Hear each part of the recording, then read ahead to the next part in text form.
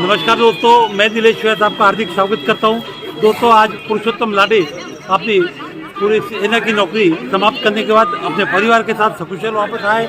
यहाँ पे इनका एक रंगारंग जो सेवानिवृत्ति कार्यक्रम है हमारे पूर्व सैनिक उनके परिवार द्वारा आयोजित किया है। दोस्तों, ये प्रोग्राम देशभक्ति का एक ऐसा अद्भुत नज़ारा जहाँ पे सेना के ऊपर हम सभी देशवासियों को अभिमान है।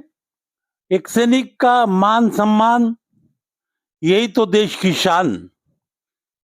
इस कार्यक्रम के द्वारा हमारे पूर्व सैनिक बड़ी संख्या में यहाँ पे अपने भाई का वेलकम करने के लिए आए और इसके द्वारा जो एक समाज में संदेश जाता है कि एक सैनिक 28 साल की नौकरी एक तपस्या की तरह करता है।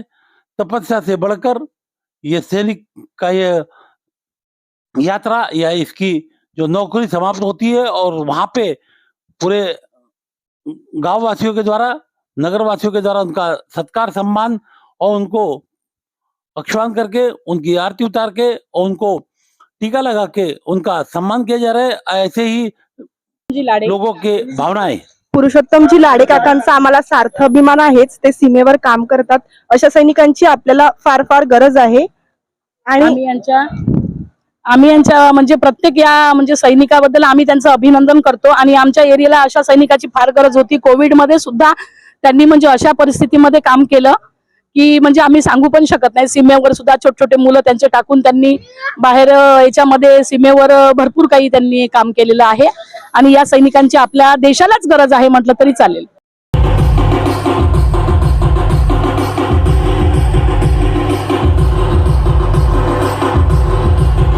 जब एक सैनिक अपने घर पे सकुशल वापस आता है तो ऐसा भव्य स्वागत, इतना अच्छा डेकोरेशन, सभी के हाथ में आरती अक्षवान, उनको टीका लगा के मुंह मिठा करके उनके परिवार के द्वारा उनको वेलकम किया जाता है, स्वागत किया जाता है। यही भाव दर्शाता है आने वाली पीढ़ी को कि हम भी सैनिक बने, देश की रक्षा करें। उस परिवार का तो खुशी का ठिकाना नहीं रहता जब उनके पति या उनके पिता घर पे उनके साथ रहेंगे, उनके सुख दुख में हमेशा वो दूर रहे। ऐसे क्षण भी परिवार में आते हैं जब उनकी जरूरत थी पर वो देश के लिए अपने परिवार से दूर रहते थे। आज ये खुशी का पल लाडे परिवार में आप देख सकते हो कैसे उत्साह के साथ पूरे नागरिकों ने इनका वेलकम किया। रिटायरमेंट के बाद सेकेंड इनिंग के लिए पूर्व सैनिक, इनका अनुभव बहुत काम आता है और हमारे नागपुर के पूर्व सैनिक अपने आने वाले जो भी रिटायरमेंट सैनिक भाई है उनका वेलकम करके उनको मार्गदर्शन करते हैं और इसके कारण एक अच्छा संदेश देश में जाता है, सैनिकों में जाता है और उनके पीछे पूरी ताकत के साथ ये संगठन खड़ी रहती है।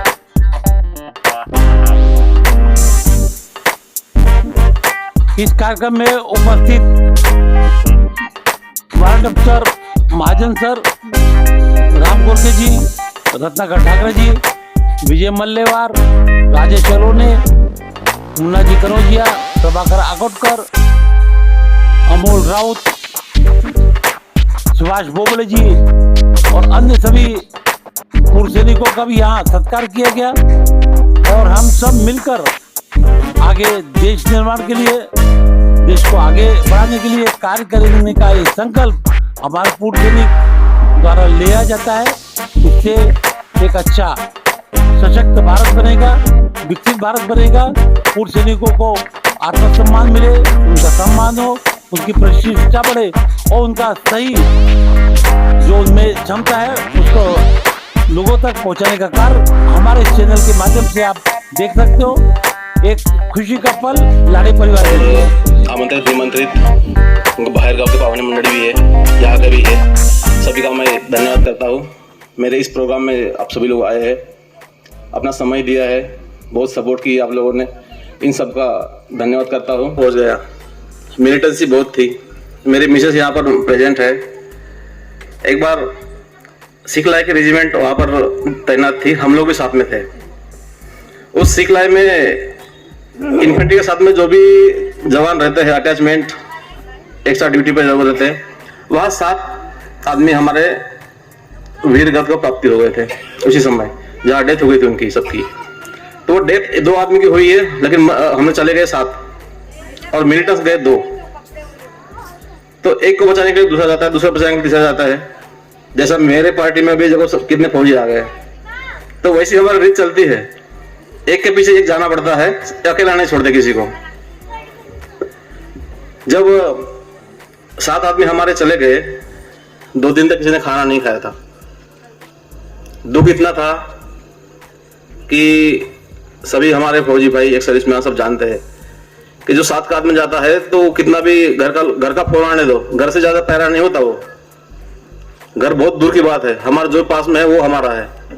बीबी बच्चे तो बात की बात है, कोई नहीं सोचता बीबी बच्चे के बारे में। फर्स्ट ड्यूटी, सेकंड टाइम मिलता है फैमिली के बारे में। हमारी बीबियां, सब फौजियों की बीबियां झगड़े करती है, फोन नहीं अटेंड करता टाइम पे। हम कहाँ पर रहते हैं उनको पता नहीं है, लेकिन उनको भी सुनना है ना, इनको भी सुनना है। तो ड्यूटी फर्स्ट है, बाद में कुछ भी हो जाए। यहाँ से कई लोग यहाँ से ट्रांसफर हो जाते हैं, रास्ते में खत्म हो जाते हैं। उनका क्या होता है, कुछ नहीं होता। जो साथ में होता है वो होता है, बाद में भी बच्चे तो आते रहते। फिर वहां से मैं लास्ट पोस्टिंग आ गया सेंटर में। अभी मैं 28 साल पूरे कंप्लीट कर दिया, 1 साल 1 महीना हो गया है। बहुत लंबी जर्नी हुई है, 28 साल कम नहीं होते।